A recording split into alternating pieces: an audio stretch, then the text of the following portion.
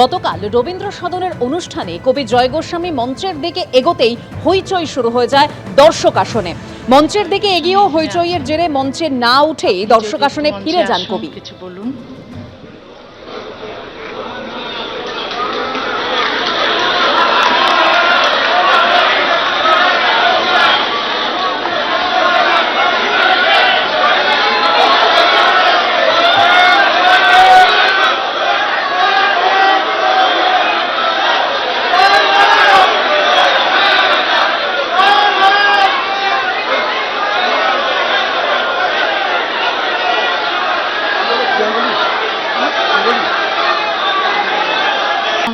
প্রায় 2 দশক পর তসলিমা নাসরিনের কলকাতায় ফেরা।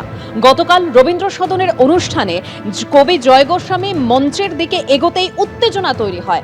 হইচই দর্শকদের একাংশের। মঞ্চের দিকে এগিয়েও হইচইয়ের জেরে মঞ্চে না উঠেই দর্শক আসনে ফিরে যান কবি। ঘটনার জেরে মঞ্চে বলতে উঠতে থমকে যান তসলিমা নাসরিন। দর্শকদের শান্ত হওয়ার আবেদনও জানান লেখিকা। পরে পরিস্থিতি শান্ত হলে বক্তব্য শুরু করেন বাংলাদেশের নির্বাসিত লেখিকা।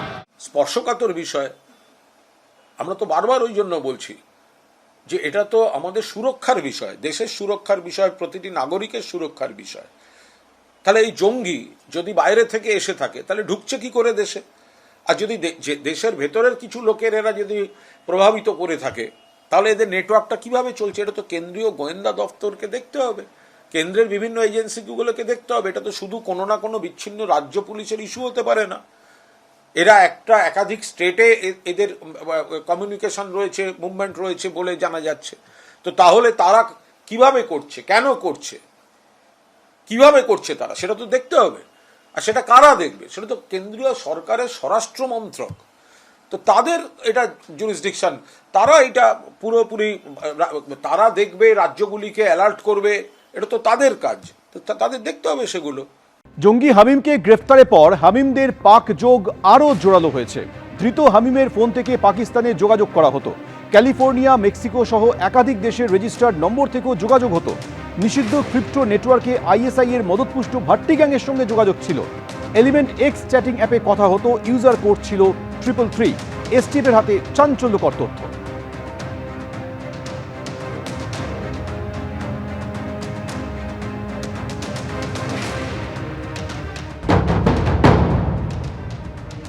দেখুন, আজকে জঙ্গিরা এত সাহস পেল কোথা থেকে?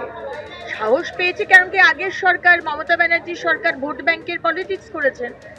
আজকে আমাদের যারা নিপীড়িত হিন্দু ধর্ম, বৌদ্ধ, পার্সি, তাদেরকে নাগরিকত্ব দেওয়া হয়নি, কিন্তু টেররিস্ট গ্রুপ যারা জঙ্গি, ইলিগাল ইনফিল্ট্রেটার্স, তাদেরকে পেপার বানিয়ে দেওয়া হয়েছে। এগুলো আশকারাটা পায় কোথা থেকে? আশকারা পেয়েছে 15 বছর ধরে আগের সরকার আশকারা দিয়েছে। বাংলার 11 কোটি মানুষের সুরক্ষা তারা চিন্তা করেনি, ভারতবর্ষের 140 কোটি মানুষের সুরক্ষা চিন্তা করা হয়নি, তারা শুধু ভোট ব্যাংকের পলিটিক্স করে গেছে। স্পর্শকাতর বিষয়, আমরা তো বারবার ওই জন্য বলছি যে এটা তো আমাদের সুরক্ষার বিষয়, দেশের সুরক্ষার বিষয়, প্রতিটি নাগরিকের সুরক্ষার বিষয়। তাহলে এই জঙ্গি যদি বাইরে থেকে এসে থাকে তাহলে ঢুকছে কি করে দেশে? আর যদি দেশের ভেতরের কিছু লোকের এরা যদি প্রভাবিত করে থাকে তাহলে এদের নেটওয়ার্কটা কিভাবে চলছে? এটা তো কেন্দ্রীয় গোয়েন্দা দপ্তরকে দেখতে হবে, কেন্দ্রের বিভিন্ন এজেন্সিগুলোকে দেখতে হবে। এটা তো শুধু কোনো না কোনো বিচ্ছিন্ন রাজ্য পুলিশের ইস্যু হতে পারে না। এরা একাধিক স্টেটে এদের কমিউনিকেশন রয়েছে, মুভমেন্ট রয়েছে বলে জানা যাচ্ছে। তো তাহলে তারা কিভাবে করছে, কেন করছে, কিভাবে করছে তারা, সেটা তো দেখতে হবে।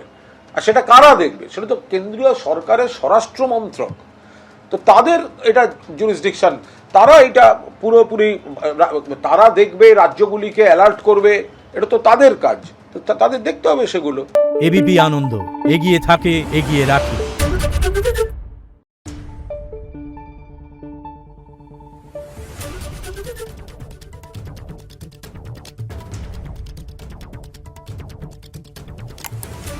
Thank you.